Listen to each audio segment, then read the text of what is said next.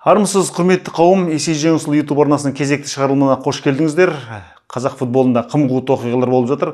Әрине, осы оқиғаларға кіріспес бұрын сіздерге бір жақсы ұсыныс дейміз бе, әлде өтініш жасағым келеді. Қазір біздің арнамыздың жазылушылар саны 4560 шамасында. Сіздер қолдап 5000-нан асырып жіберсеңіздер жаман болмас еді. Бірге боламыз, өйткені біз талдайтын, біз қарайтын, біз ой жүгіртетін оқиға өте көп. Сондықтан жанкүйерлік махаббаттарыңызбен, жүректеріңізбен бірге болады деп сенеміз.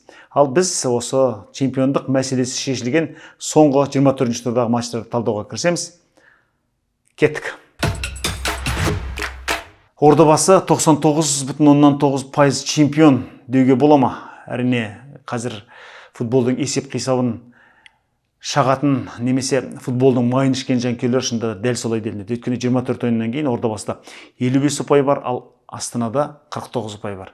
6 ұпай бөліп тұр. Кеше ғана 3 ұпайға дейін жақындаған сияқты еді Ордабасыны сырт алаңда ұтқан Астана. Бірақ осы жолы Ақтөбеге қонаққа барды да елордалықтар қайтадан 6 ұпай айырмашылығын қалыпқа келтіріп алды. Ақтөбе командасы болса осы турда, яғни 24-ші турда өз алаңында Астананы құрғақ есеппен 2-0 есебімен ұтып, былайша айтқанда Ордабасыға жол ашып берді де, өзі чемпиондық атақтан түгелдей күдер үзді. Өйткені Ордабасы 24-ші турда сырт алаңда Жетісуды жеңіп, осы Ақтөбеден қазір 7 ұпай алға кетіп қалды. Енді Ақтөбе соңғы 2 ойынды ұтса да ештеңе шешпейді. Бірақ ақтөбеліктер, яғни еліміздің пентакампиондары осы маусымда көшбасшыдан да, екінші орындағы Астанадан да жеңілмеген жалғыз команда.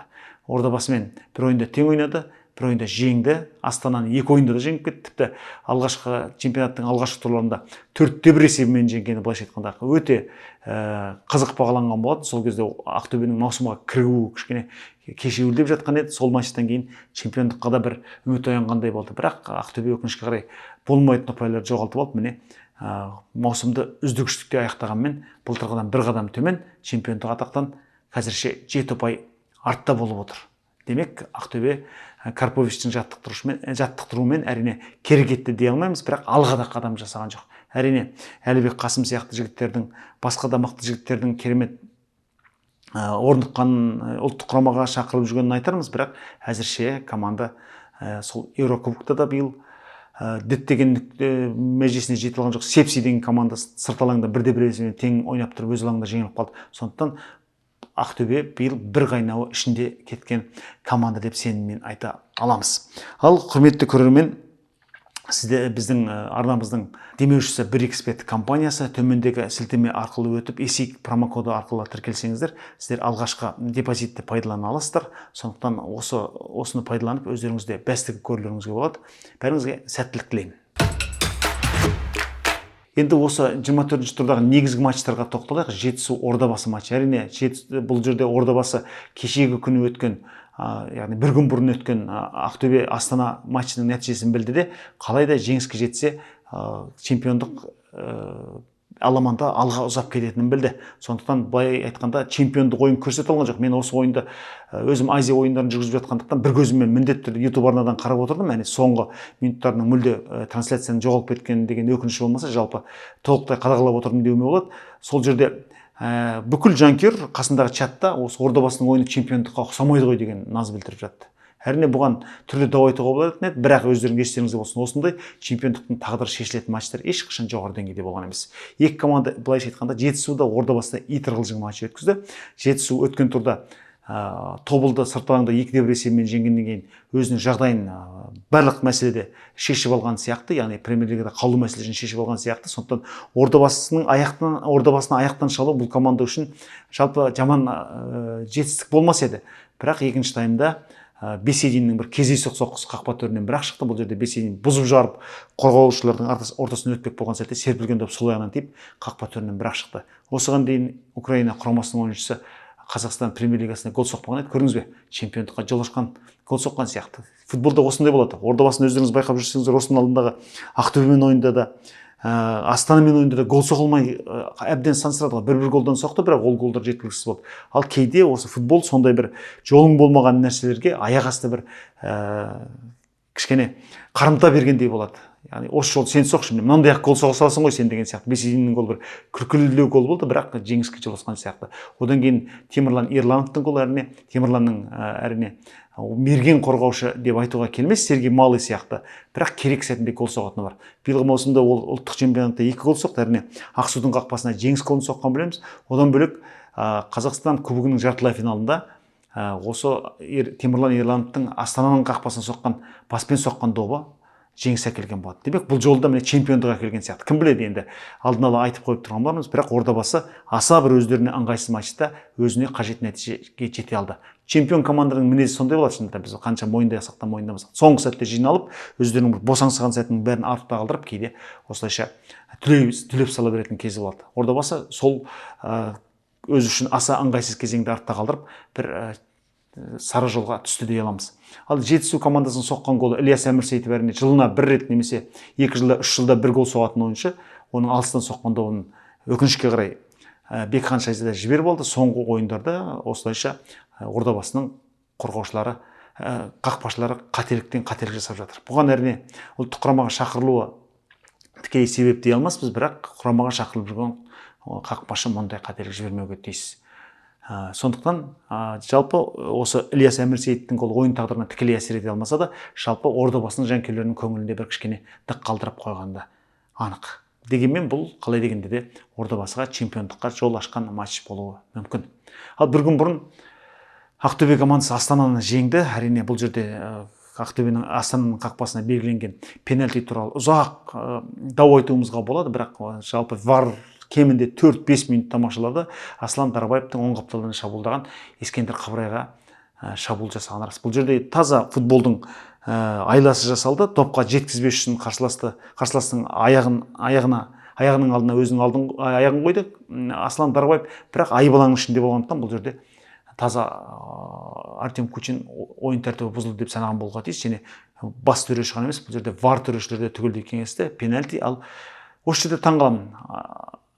Әлібек Қасым пенальти соғып жүрген күмән жоқ. Бірақ үнемі сол жақ бұрышқа тебеді. Қақпашының оң жақ бұрышына тебеді.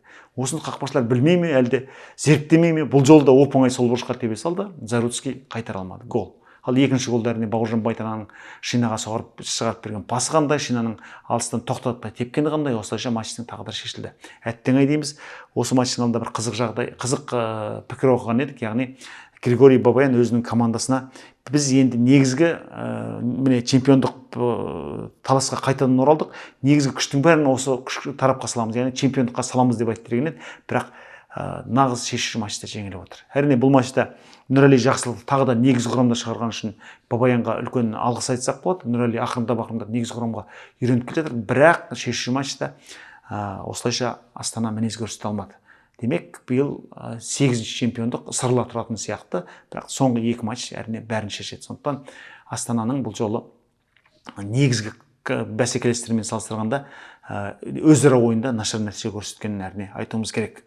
Демек, Астана осы Ордабасыны жеңгеннен кейін тағы да сырт алаңдағы ойыны ауыр тиген сияқты. Оның үстіне осы алдағы аптаның ортасында, яғни қазанның басында бұл команда Еврокубоктағы топтағы 2-ші ойынын өткізеді. Солда жалпы Григорий Бабаянның миының бір түкпірінде тұрған анық. Осыда тікелей әсер етті деп айтуымызға болады. Соңғы 2 ойын қалай өтеді? Соңғы 2 тур қалай өтеді? Ордабасы келесі турда Шахтерді қабылдайды. Ал Шахтер осы турда өз алаңында жеңіске жетті. Тобыл командасын 2-1 есебімен жеңіп кетті. Бұл жерде Иван Свиридовтың жеңіс голын соққанын айтуымыз керек. Әрине ұлттық құрамаға шақырылу бұл жас шабуылшыға жақсы әсер етті дейміз. Және тек осы ойындағы ұшып ғана емес, жалпы маусым бойына өз тәрбиеленушілермен, өз түлектермен ойнаған қарандылықтардың жалпы бір адым алға жасауы дей аламыз. Әрине бұрынғы Кумаковтың кезіндегіндей болмаса басқа да жағдайда бұл команда аста-төк күн кешіп жатқан жоқ. Сондықтан биыл өз түлектермен ойнаған Қайрат та, өз түлектермен ойнаған Шахтер да өте жақсы әсер қалдырды дей аламыз. Және осы сапқа соңғы сәттерде Тобыл да қосылды, бірақ Тобыл кейінгі 8 ойында жеңіске жете алған жоқ. Сондықтан Шахтер келесі турда Ордабасымен ойында жеңілсе де өзіне ренжи қоймауы мүмкін. Өйткені бұл команда мәселені шешті. Ең бастысы қазір Шахтер Ордабасыға бәсеке бола алатындай жағдайда емес деп айтуымызға болады. Әрине бұған қарағандылық жанкүйерлер ренжуі мүмкін, бірақ Ордабасы енді өз алаңында Астанамен ойында жіберген қатені жібермеуі мүмкін.